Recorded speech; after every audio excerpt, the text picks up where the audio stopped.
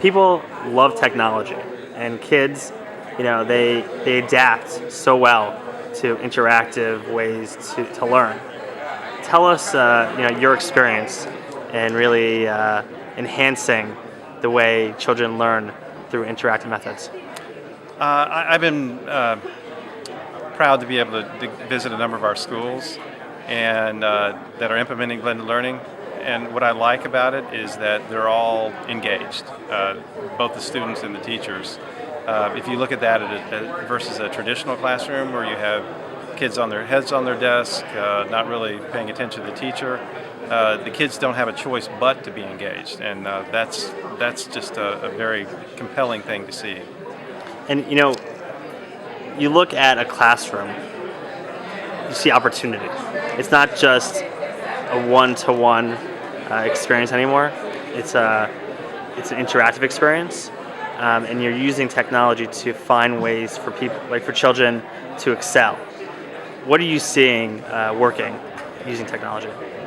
I'm seeing, back to that engagement piece. I'm seeing kids both from the technology standpoint, but also in the fact where they're working in groups now. The kids who are at an accelerated area are able to work with the kids who need more help. So, doing by teaching, you see a lot of that with students helping other students, and they're more engaged now to help their peers and to work together collaboratively. That's a pretty impressive thing within a school setting. When you look at where education is going in terms of blended learning, what are you seeing? Are schools adapting more easily now, or is it still like a struggle? I wouldn't refer it as a struggle necessarily. I think it's more of a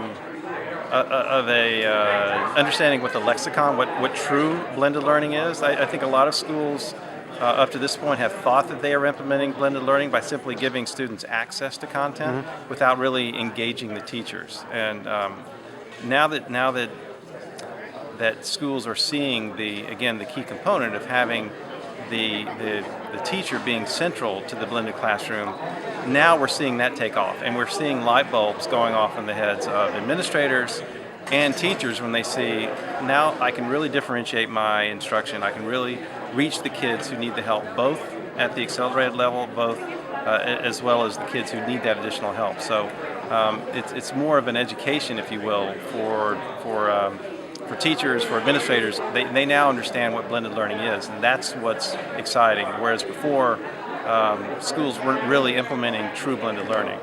And with Yeshiva Hatid, Tiferet, and WTA now kind of at the center of this exciting opportunity to transform education, where do you see blended learning going in the next, let's say, 5 years?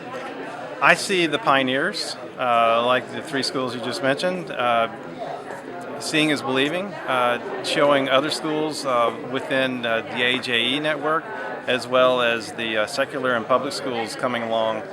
There's always going to be those who are early adopters, and when other schools see their success, both from satisfaction as far as teachers are concerned, as well as student achievement increases, I see it taking off, and it already is. We've grown from just a single school 2 years ago, upwards of almost 100 this year, and we'll easily triple that next year. So I see it exploding. Can you share with us a story of success? Yeah, well, our very first school, and in the school we have the most data on, KIPP LA, started off with, again, students who were performing, only 9% were proficient at the beginning of the year, and at the end of that first year, 96% were proficient. Not only were they successful from a student achievement standpoint, but their teacher satisfaction, as they measured, the KIPP network measures satisfaction throughout their network of almost 100 schools. They were number 2 within the network. So we got a lot of quotes, a lot of comments from teachers. They were indeed working hard, but because the students they were working with were more engaged, they were happier in their setting. So it's fun. I've seen the video a number of times, but I go back to KIPP LA and watch that video periodically to see the bright faces of the kids and the the pleasure of the teachers knowing that they're succeeding and they're continuing to succeed in a setting where there's high poverty.